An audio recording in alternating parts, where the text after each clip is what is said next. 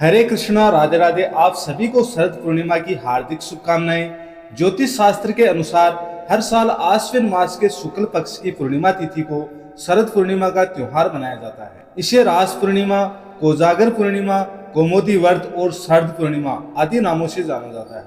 ज्योतिष के अनुसार इस दिन चंद्रमा 16 कलाओं से परिपूर्ण होता है और शरद पूर्णिमा की रात चंद्रमा पृथ्वी के सबसे निकट होता है। साथ ही इस दिन चंद्रमा की किरणें अमृत की वर्षा करती हैं, इसलिए इस पवित्र तिथि पर रात के समय खीर बनाकर उसे चंद्रमा की रोशनी में रखने के बाद सेवन करने की भी परंपरा है।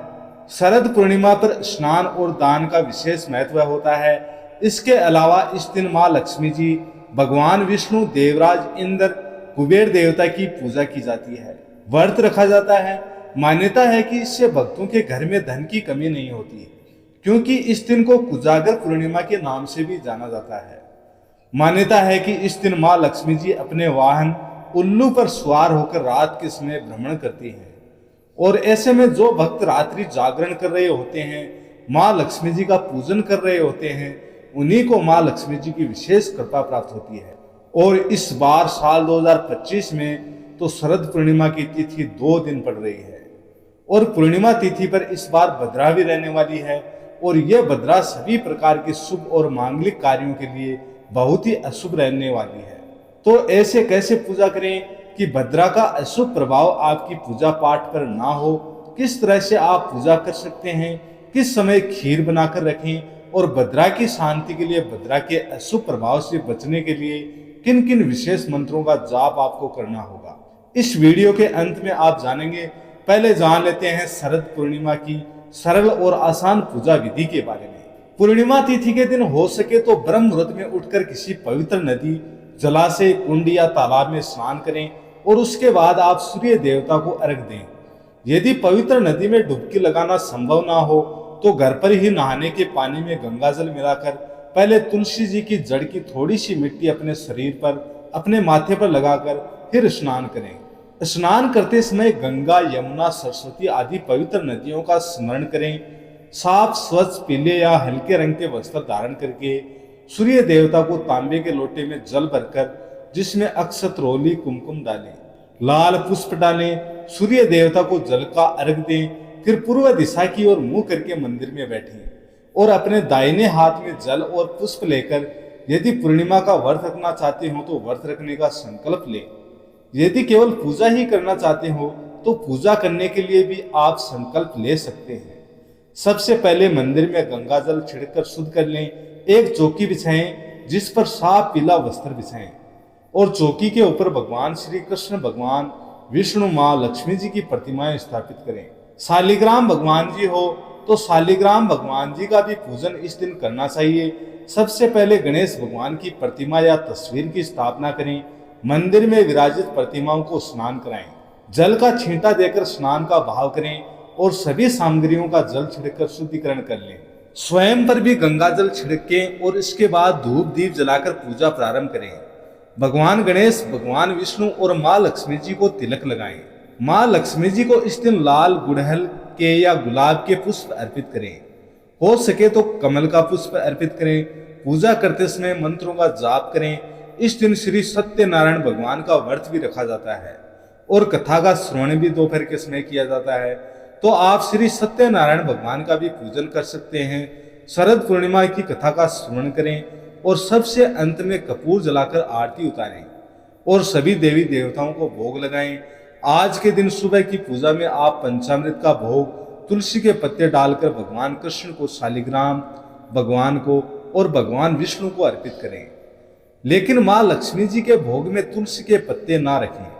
पंचामृत के अलावा आप फल, मिठाई, पान, सुपारी, इलायची का भोग भी लगा सकते हैं। मंदिर में कुछ दक्षिणा रखें और कपूर जलाकर आरती करने के बाद सबसे अंत में क्षमा याचना करें। फिर जो भक्त उपवास रखना चाहते हो उन्हें उपवास रखना चाहिए। दिन भर उपवास रखने के बाद शाम को चंद्रमा उदय होने से पहले एक बार फिर से स्नान करें। साफ स्वच्छ वस्त्र पहने। जिस तरह आपने सुबह पूजा की है उसी प्रकार विधि विधान से मंत्रों का जाप करके शाम की भी पूजा करें, और एक लोटे में जल भरकर जिसमें अक्षत, शक्कर और सफेद पुष्प डालकर चंद्र देवता को ओम स चंद्रमसे नमः कहते हुए चंद्रमा को अर्घ्य दें और अपनी ही जगह पर खड़े होकर 3, 5 या 7 बार परिक्रमा करें। धूप दीप दिखाकर चंद्र देवता की आरती उतारें। इस दिन चंद्रमा की ओर निहारने से आंखों की रोशनी बढ़ती है, नेत्र संबंधी रोग बहुत हद तक दूर होते हैं। इसलिए चंद्रमा की ओर आपको लगातार निहारना चाहिए और चंद्रमा की रोशनी में भी रहना चाहिए, क्योंकि इस दिन चंद्रमा से अमृत की वर्षा होती है।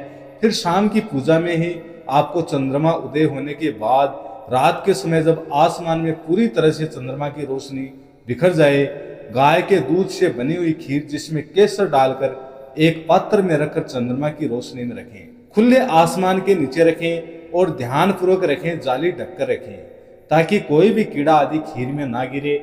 आप महीन चुन्नी भी डालकर रख सकते हैं और चंद्रमा की रोशनी में कुछ देर तक या कुछ घंटों के लिए छोड़ने के बाद में इसका भोग पहले माँ लक्ष्मी जी को अर्पित करें और फिर प्रसाद रूप में सभी लोगों में बांटकर स्वयं भी ग्रहण करना चाहिए।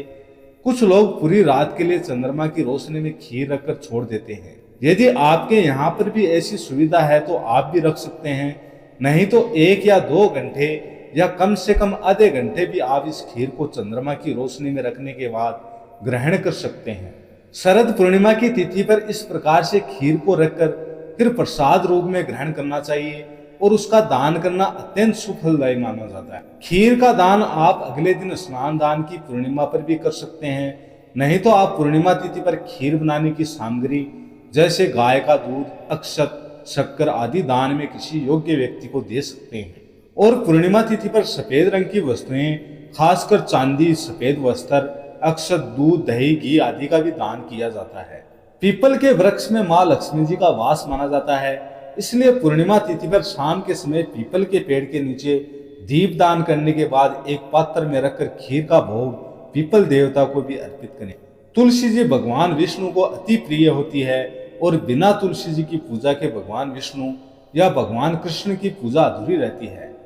तो तुलसी माता की भी पूजा करें और भोग में तुलसी के पत्ते रखकर ही भगवान कृष्ण या भगवान विष्णु को भोग लगाएं।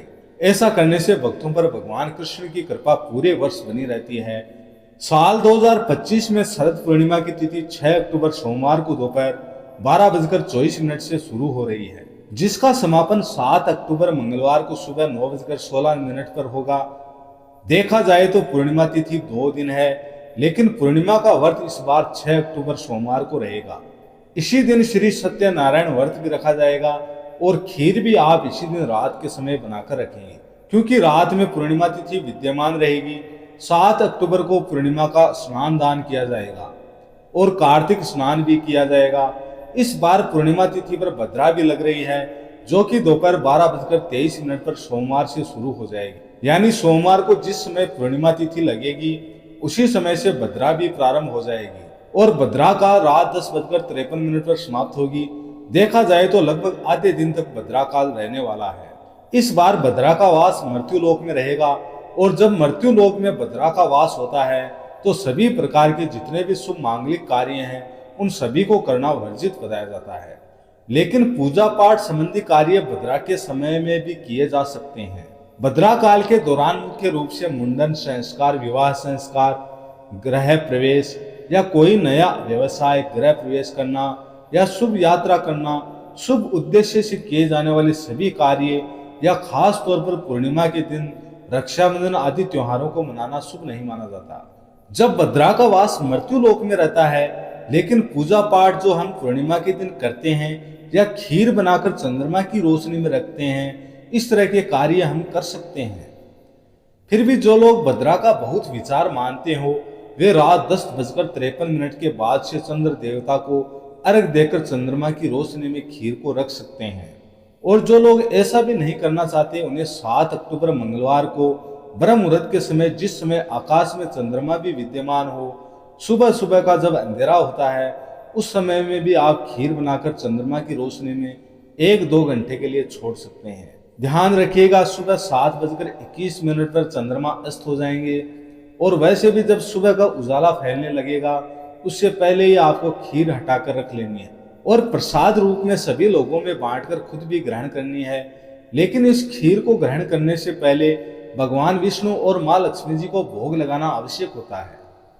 महर्षि कश्यप के अनुसार जो कोई भी प्राणी अपना जीवन सुखी बनाना चाहता है और आनंद पूर्वक जीवन बिताना चाहता है, उसे भद्रा काल के दौरान कोई भी शुभ काम नहीं करना चाहिए। यदि भूलवश ऐसा काम हो जाए तो उसका शुभ फल नष्ट हो सकता है। इसलिए इस बार की भद्रा के दौरान आप कोई भी शुभ काम जो आपको बताए गए हैं वह करने से बचें। अगले दिन आप शुभ काम कर सकते हैं, क्योंकि 7 अक्टूबर मंगलवार को राहु काल के समय को छोड़कर पूर्णिमा तिथि समाप्त होने से पहले आप जो भी शुभ काम करना चाहते हैं वो कर सकते हैं।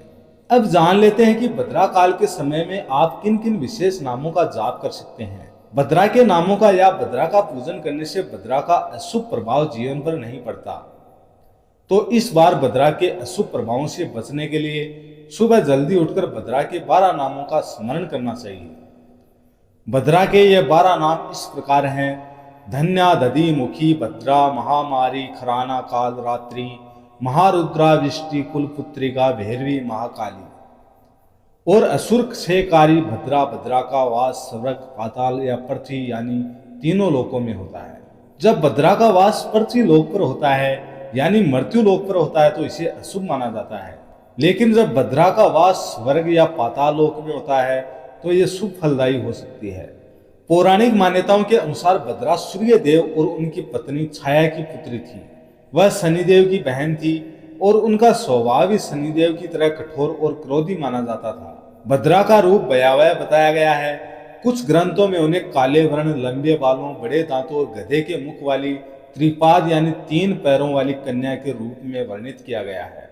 उनका जन्म राक्षसों के संहार के उद्देश्य से हुआ था, लेकिन उनकी उद्दंड प्रकृति ने देवताओं और मनुष्य के लिए ही समस्याएं खड़ी कर दी।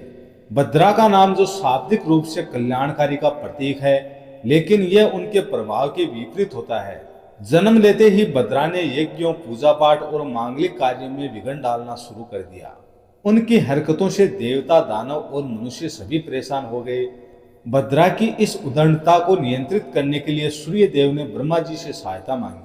ब्रह्मा जी ने भद्रा को समझाया और उससे पंचांग के विष्टिकरण में स्थान दिया। उन्होंने भद्रा से कहा कि तुम भव, बालक, कोलव आदि करण के अंत में निवास करने वाली हो। जो कोई तुम्हारे समय में गृह प्रवेश, विवाह, रक्षाबंधन जैसे शुभ कार्य करें, तुम उसके कार्य में बाधा डालना। जो कोई तुम्हारा सम्मान ना करे, उसके कार्य को नष्ट कर देना। इस प्रकार भद्रा विष्टिकरण के रूप में स्थापित हो गई और वह तीनों लोकों स्वर्ग, पाताल और धरती लोक पर विचरण करने लगी। शरद पूर्णिमा की उज्जवल चांदनी में ही भगवान श्री कृष्ण ने बंशीवट में गोपियों संग महारास रचाया था, जिसे देखने स्वयं महादेव भी गोपी का रूप धारण करके पधारे थे। महाराज की लीला में चंद्रमा वहीं ठहर गए। चंद्रमा अस्त होना भूल गए। यमुना जी का प्रवाह तक रुक गया। सभी दिशाएं अपनी अपनी जगह पर ठहर गई और इस दिव्य महाराज को देखते हुए ब्रह्मा जी भी सृष्टि का संचालन करना मानो भूल से गए और इस प्रकार महाराज की वह एक दिव्य रात्रि 6 मास के बराबर हो गई और वह महारात्रि ब्रह्म रात्रि के नाम से विख्यात हुई। तो ये थी आज की वीडियो। जानकारी कैसी लगी? आप सभी से निवेदन है, चैनल पर नए हैं तो चैनल को सब्सक्राइब करें, वीडियो को ज़्यादा से ज़्यादा लाइक करें, शेयर करें। ओम नमो भगवते वासुदेवाय नमः। हरे कृष्णा, राधे राधे।